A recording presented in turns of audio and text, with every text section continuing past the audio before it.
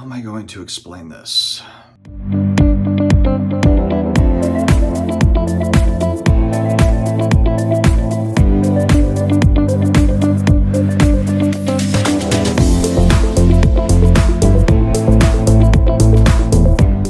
What's going on, sports card hobby friends and family? It is another day. We have made it to the end of the week. It's another sports card video, but I have a confession to make. Before I get started, huge thanks to today's video sponsor, Whatnot. You know what? You're probably thinking to yourself, man, there's so many cool cards at the shows. I really want to get out and I want to go to the card shop. But then you just realize, you know what? It's the weekend. I don't want to get off my couch. I want to be able to buy world-class, first-class singles that you're chasing, but you don't want to even leave your couch. And that's where Whatnot comes in, the live streaming app. Check out Whatnot. I will have a link in the video description as well as in the pinned comments below. All right, friends, it is no secret that collectibles as a whole, really, I think we can say as a whole, have taken a beating outside of really the very high-end sorts of things. We can't use 52 tops manual type stuff, kind of that 0.0001% of collectibles. Can't really use that as an example because it's such an outlier. There are outliers to this, but for the most part, I think the collectors out there, they've seen prices dip on a lot of stuff recently. Going back, it started 2.5 years ago. We've been talking about this. 2.5 years ago is when cards started to slide, sports cards. And so I've been looking at different items, and this is not anything new. This is going back to when I got back into the hobby in 2018. And I'm a collector of a variety of different things, and I recently have seen what I feel are some good prices for me where I've been like, you know what? As much as I love sports cards, and guys, I've actually been very focused. I'm proud of myself. In 2023, I've been way more focused. I've been buying Tom Brady stuff. Drew Brees is my PC guy as a diehard longtime New Orleans Saints fan. I did have some cards that I wanted to pick up. One of them this year I was able to pick it up was the Bart Starr rookie card. This one's in an SGC 4. Excellent centering for a 4. I'd been looking at this card in a 5 and a 6. And actually found this 4 and was like, man, this 4 looks just as good as the 6s that I'm looking at, and it's a lot less expensive, half the price of a 6. And so I think that's what it speaks to is I have certain target cards in the vintage space. I still have them, don't get me wrong. I still have vintage cards that I'm targeting all across different sports, but I've been very specific in looking at Tom Brady as kind of that GOAT that I have been chasing, and a lot of the cards that I really enjoy for him, whether it be refractors or prism parallel type stuff, and rookie cards too that I've been eyeballing. You know, all of that stuff has come back down to earth, you know, and so I've had a heavy focus on Tom Brady in 2023. I was able to pick up that star rookie card, which was a big one. And last year I was able to pick up some of these big kind of want cards that I've got. And so being that I'm an 80s, 90s nostalgia geek, like a lot of us are, I collect a variety of different things. And lately, stuff has been coming out of the woodwork that has been really fun. I'm going to use an example. One example, I do collect in-box action figures going back to the 80s, 90s. This is one I picked up last year. It is a second series He-Man. It's the 12 back, so you've got the 12 characters. The first series is the 8 back. It's only 8 characters on the back.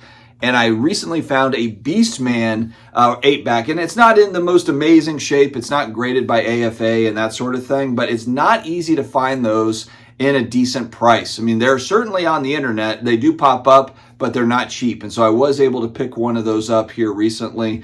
And that's an example of stuff that's just been kind of coming out of the woodwork a little bit. Another little passion project collectible that I've been looking at here recently are graded video games. If you remember, graded video games kind of did the same thing a couple years ago. They had kind of their meteoric rise, and they've come way back down to earth. And I had mainly been buying CIB games. So CIB is complete in box. This is an example, original Mario Brothers, graded 7.0. Or is it 7.0 or 7.5? 7.5 from Wada Games. But what's happened now is sealed games. So the sealed copy of this is extremely expensive because it was never opened, obviously. But I was always focused in on CIB because I just could not afford sealed stuff. Well, sealed video games, graded video games, have come down dramatically in price, which is fantastic for a long-term holder collector like me. So, and I focus specifically on original Nintendo and Atari. So I'm going back to, those are the vintage games. Isn't that kind of hilarious for all the vintage card folks? The vintage games are basically what we were playing growing up in the late 70s, 80s, and so forth. And so I recently picked up a couple of games. One of them, Faxanadu, and it is a kind of an underrated kind of side-scrolling game, a sealed game, and I got it in a very high grade with a great seal grade and that sort of thing. I don't have it yet, but I just bought it off of eBay. And then I also picked up a sealed copy of Final Fantasy, which is really kind of the OG RPG game that really kind of got the ball rolling for a lot of the RPGs that you see today. I mean, there's Final Fantasy VII is a huge game. Final Fantasy has grown into an iconic RPG series, and it always will be. So I wanted to have that original game. I love the box art going back to those 80s games. That's really what sells it for me. It's the box art, it's the memories that come with it. And also just games today aren't like that. You know, you buy a Switch game, comes in, of course, the box, unless you buy it digitally.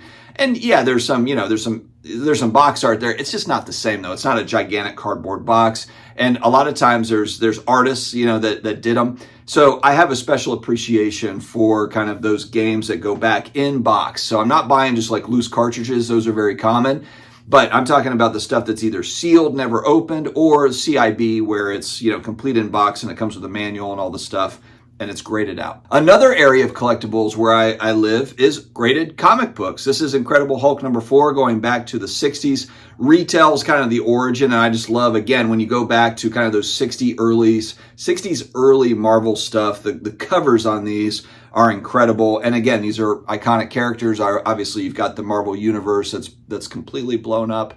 And it's slowed down a little bit. I've noticed just kind of the heat around Marvel has slowed down, but I like that because, again, if you go back, these books have been extremely expensive over the last few years, and now they're coming back down to earth. Even really key important issues for different characters have moved down, a lot of the speculative money moving out. But again, if you're a collector / long-term holder, it's music to your ears, so graded comic books is another spot where I've been looking. I haven't made a purchase here recently, but most likely going to make a purchase here in the next couple of weeks, and I'll announce that as it happens. But I think kind of the moral of this story is when I'm looking at cards, sports cards, and of course I collect a lot of Stranger Things cards, rare Stranger Things stuff, but when I'm looking at sports cards, my mind kind of goes to, is this going to go any lower? And for a lot of cards, that Bart Starr rookie card is an example of a card that's not a very rare card, but I wanted to have a nice copy of it. And if you look back at a lot of the vintage stuff, unless you're buying high-grade vintage that maybe doesn't come up for auction that much, going like 8, 9, 10 grade,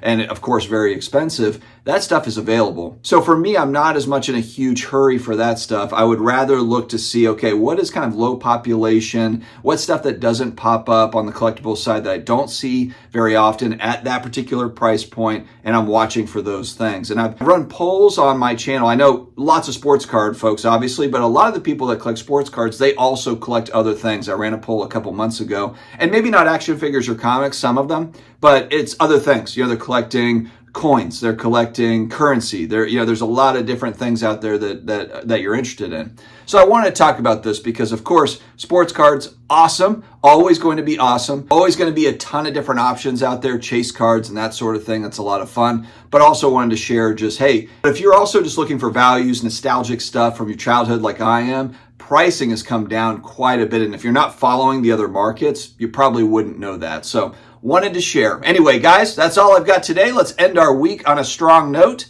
Stay healthy, stay awesome, and I will talk to you again later.